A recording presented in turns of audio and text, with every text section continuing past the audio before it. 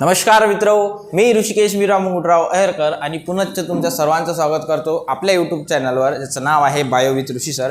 ज्यामध्ये आज आपण घेऊन आलो आणखी एक नवीन टॉपिक, जो आपला चॅप्टर रनिंगमध्ये चालू होता, cell the unit of life. त्यामधला आता आज आपल्याला कंटिन्यू करायचा आहे, जो सेकंड टाईप आहे सेलचा, तो म्हणजे यूकॅरियोटिक सेल. ठीक आहे, यूकॅरियोटिक सेलबद्दल आज आपल्याला कंप्लीट इन्फॉर्मेशन घ्यायची आहे की यूकॅरियोटिक सेल काय आहे आणि यूकॅरियोटिक सेलबद्दल त्याचे फंक्शन्स कसे आहेत. पण तत्पूर्वी यूकॅरियोटिक सेलमध्ये जाण्याच्या पूर्वी आपल्याला कालच्या लेक्चरमध्ये जे आपण काही MCQ दिले होते त्याचे आन्सर द्यायचे बाकी होते. काही मुलांनी चांगल्या प्रकारे आपल्या आन्सर जे आहेत कमेंट सेक्शनमध्ये करेक्ट आन्सर दिलेले आहेत, पण ते कन्फर्मेशनसाठी तुम्ही 2 मिनिटं आपण ते कालचे MCQ घेणार आहोत. ठीक आहे. Which of the following organelle is non membrane bound, म्हणजे खाली जे 4 ऑप्शन दिलेले आहेत त्याच्यापैकी कोणता ऑर्गॅनल असा आहे की तो नॉन मेम्ब्रेन बाउंड आहे.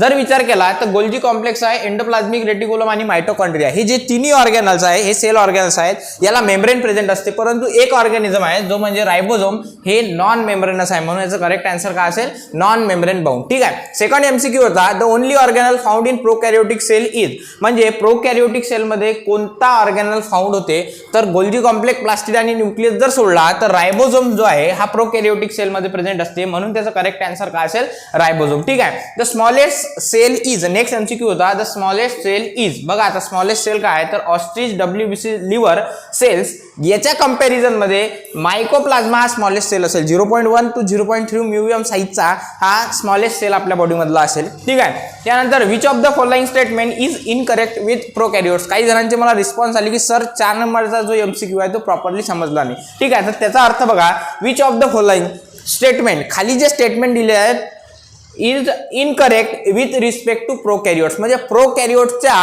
संबंधात खालीलपैकी कोणतं स्टेटमेंट इनकरेक्ट आहे. ठीक आहे. They have primitive type of cell that lack nucleus, म्हणजे प्रोकॅरियोटिक सेलमध्ये न्यूक्लियस नसतो, ऑब्विसली हे तर करेक्ट आहे.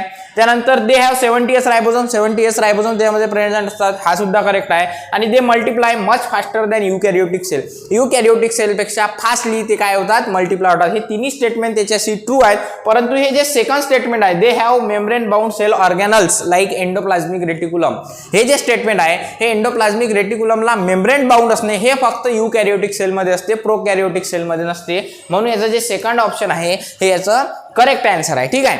तर जर तुम्ही किती सॉल्व्ह केले, त्याच्यामधले किती कमेंट केले, हे तुम्ही याच्यावरून बघून घ्या आणि आपलं काय कुठं चुकलं. जर आणखी याच्या व्यतिरिक्त काही प्रॉब्लेम असेल तर नक्कीच आपल्या कमेंट सेक्शनमध्ये तुम्ही कमेंट करून मला प्रश्न विचारू शकता. ठीक आहे. तर आता आपण फोकस करूया आपला आजचा टॉपिक, तो म्हणजे यूकॅरियोटिक सेल. ठीक आहे. आता यूकॅरियोटिक सेल बद्दल काय बघायचं आपल्याला, तर eukaryotic cell are those cell which possess an organise nucleus with a nuclear envelope, म्हणजे एक वेल ऑर्गनाइज न्यूक्लियस ज्याला एन्व्हलप प्रेझेंट असेल असा न्यूक्लियस आपल्या यूकॅरियोटिक सेलमध्ये असतो. Some of the important characteristics of eukaryotic cell are, म्हणजे यूकॅरियोटिक मध्ये काही इम्पॉर्टंट कॅरेक्टरिस्टिक्स असतील, त्या कोणकोणत्या असतील, तर त्याला सायटोस्केलेटन स्ट्रक्चर असेल, मेम्ब्रेन बाउंड ऑर्गॅनल्स असतील, ऑर्गनायझेशन ऑफ जेनेटिक मटेरियल असेल, आणि क्रोमोझोम्स मध्ये, म्हणजे क्रोमोझोम्स मध्ये जे जेनेटिक मटेरियलचं ऑर्गनायझेशन हे वेल असेल. त्याच्यानंतर मेम्ब्रेन बाउंड न्यूक्लियस त्याच्यामध्ये प्रेझेंट असेल आणि सायटोस्केलेटल स्ट्रक्चर त्याचं असेल. दिस सेल ऑकर इन प्रोटिस्टा. आता हे जे यूकॅरियोटिक सेल आपण ज्याच्याबद्दल बोलत आहे, ह्या कोणामध्ये ऑकर होतात, कोणामध्ये फाइंड होतात, तर बघा, occur in protista, फंगाय, plants and animals. A eukaryotic cell like a prokaryotic cell is covered by a cell envelope.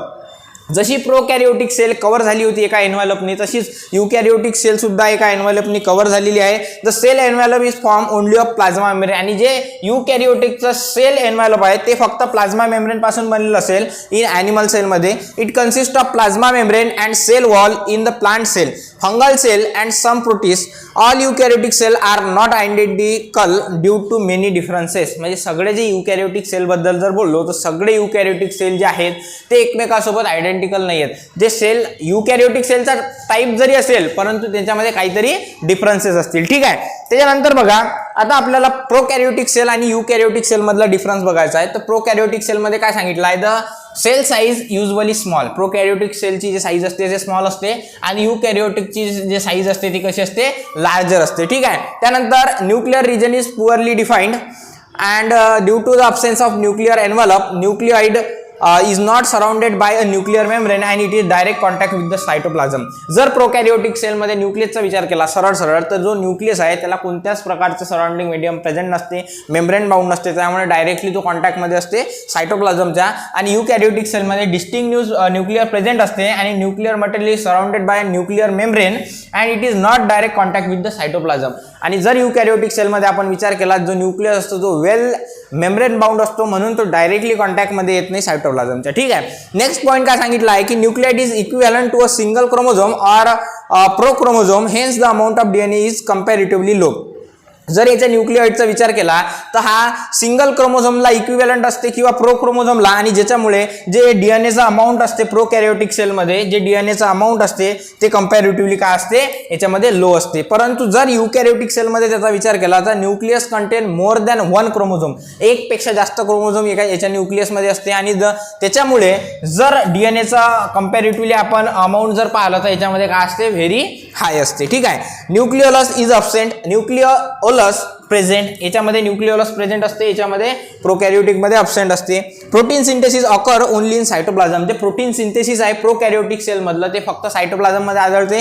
आणि युकॅरियोटिक मध्ये जर विचार केला तर protein synthesis takes place in cytoplasm, mitochondria आणि प्लास्टिड, म्हणजे 3 सेल ऑर्गॅनल मध्ये इथं काय उरलं, प्रोटीन सिंथेसिस सायटोप्लाझम मध्ये, मायटोकॉन्ड्रिया मध्ये आणि प्लास्टिड मध्ये. ठीक आहे. त्याच्यानंतर बघा आणखी डिफरन्सेस आहेत काही. मेम्ब्रेन बाउंड ऑर्गॅनल आर अब्सेंट, जे सगळे मेम्ब्रेन असतात ते काय असतात, मेम्ब्रेन बाउंड नसतात.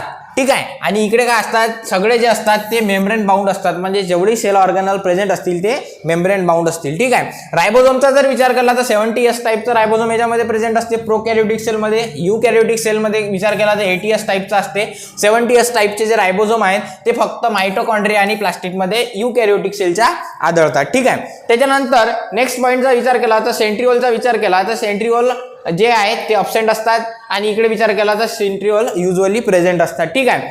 True sap vacuoles are usually absent, instead gas vacuole may be found. याच्यामध्ये जे ट्रू सॅप व्हॅक्युल्स असतात ते अब्सेंट असतात, त्याच्याऐवजी गॅस व्हॅक्युल प्रेझेंट असू शकतात, सापडू शकतात. ठीक आहे. तेच जर आपण युकॅरियोटिक सेलचा विचार केला तर true sap vacuoles are commonly आपल्याला फाउंड होतात, एक्झाम्पल प्लांट सेल. ठीक आहे. त्याच्यानंतर बघा आणखी काय सांगितलं difference, thylakoids if present lie freely in the cytoplasm. याच्यामध्ये थायलोकॉइड्स प्रेझेंट असतात, जर प्रेझेंट असले तर ते फ्रीली सायटोप्लाझम मध्ये प्रेझेंट असतात. आणि इकडे काय सांगितलं की thylakoid if present are group inside the chloroplast as a granule. आणि याच्यामध्ये जर थायलोकॉइड्स प्रेझेंट असले तर ते ग्रुपमध्ये प्रेझेंट असतात, क्लोरोप्लास्टमध्ये ग्रॅन्युल्स म्हणून. ठीक आहे.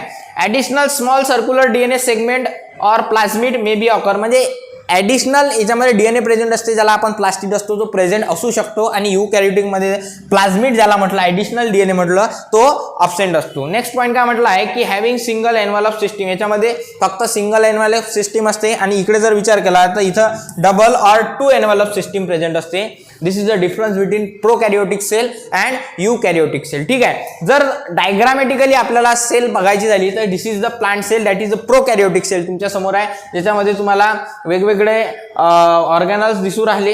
ठीक आहे. आणि जर आपण युकॅरियोटिक सेलचा जर विचार केला, ज्याला आपण ॲनिमल सेल म्हटलेला आहे, ते ॲनिमल सेलमध्ये बघा सेल वॉल दाखवलेली आहे, त्यानंतर रायबोझोम्स आहे, सायटोप्लाझम, सेल मेम्ब्रेन, मायक्रोट्युब्यूल, मायटोकॉन्ड्रिया, लायसोझोम्स आहे, सेंट्रिओल आहे, गोल्जी बॉडी आहे, एंडोप्लाझमिक रेटिक्युलम, न्यूक्लियस आहे वेल डेव्हलप. ठीक आहे. न्यूक्लिओलस सुद्धा त्याच्यामध्ये प्रेझेंट आहे, म्हणजे ह्या सगळ्या गोष्टी ज्या आहेत त्या ॲनिमल सेलमध्ये प्रेझेंट आहे. ठीक आहे. त्याच्यानंतर जर डिफरन्स बघायचा झाला प्लांट सेल आणि ॲनिमल सेलचा, तर आपण लक्षात घेऊ की प्लांट सेल आणि ॲनिमल सेलमध्ये काय डिफरन्स राहील. ठीक आहे. Plant cell are generally larger than animal cell. Animal सेलचा विचार केला तर प्लांट सेल जनरली काय असतात, लार्जर साईजनी लार्जर असतात, आणि ॲनिमल सेल हा जनरली काय असतात, स्मॉलर इन साईज.